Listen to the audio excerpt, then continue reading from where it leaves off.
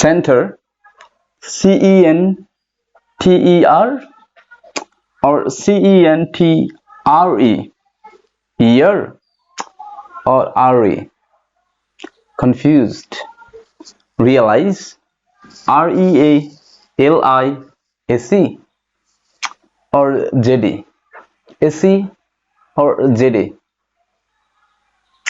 I can't understand. Don't get confused. আমি সালাউদ্দিন আছি আপনাদের সাথে।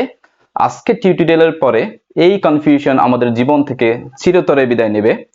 So let's see what is the basic difference between AC and JD, ER and RE and so on. আর অনেক কিছু নিয়ে আমরা এখন দেখতে যাচ্ছি।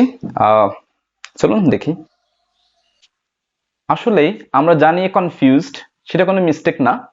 তার মধ্যে একটা হচ্ছে ব্রিটিশ ইংলিশ, একটা হচ্ছে আমেরিকান ইংলিশ।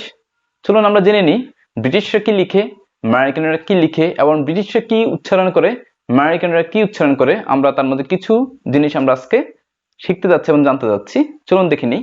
আমি ব্রিটিশে লিখলাম ব্রিটিশ, BRITISH ব্রিটিশ, আর এখানে লেখা আছে আমেরিকান।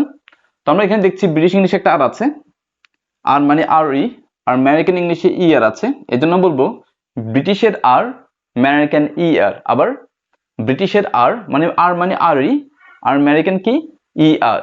মানে ব্রিটিশরা যেখানে আর ইউজ করে, আর মানে হচ্ছে RE, আমেরিকানরা সেখানে কি ইউজ করে ER, এই যে ER।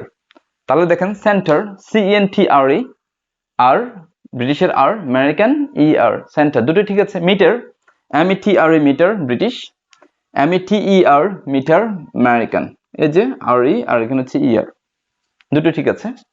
এবার আমরা দেখব ব্রিটিশ ইংলিশ একটা টি আছে না, বলবো ব্রিটিশের টি, আর আমেরিকান দেখেন একটা ই আছে, আমেরিকান ই মানে ইডি। আবার ব্রিটিশের টি, আমেরিকান ই মানে ইডি। আবার ব্রিটিশের টি, আমেরিকান ই মানে হলো ইডি। ব্রিটিশের যেখানে পাস্ট ফর্মে টি ইউজ করে, আমেরিকানরা সেখানে কি করে ইডি ইউজ করে। যেমন লার্ন, লার্নের ফার্স্ট ফর্ম আমরা জানি লার্নড, LEARNT লার্নড, কিন্তু আমেরিকানরা সেখানে ওরা লেখে LEARNED learned.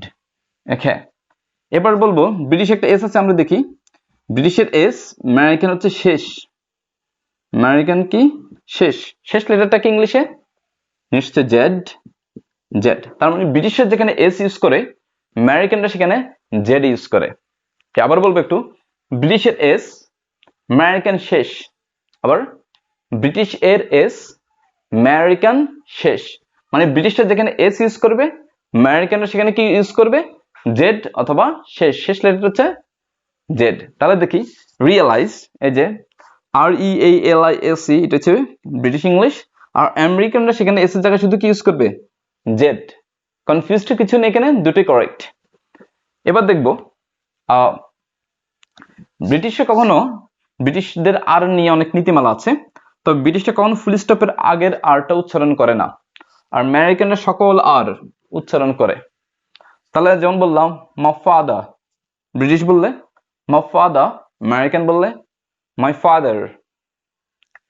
He is my father British English, he is my father American English. এবার দেখবো আর একটা পার্থক্য, কোনো ওয়ার্ডের মাঝখানে যদি ঠ থাকে, ব্রিটিশরা সেটা ঠ বলে, যেমন লিটল, কিন্তু আমেরিকানরা ডি উচ্চারণ করে। আবার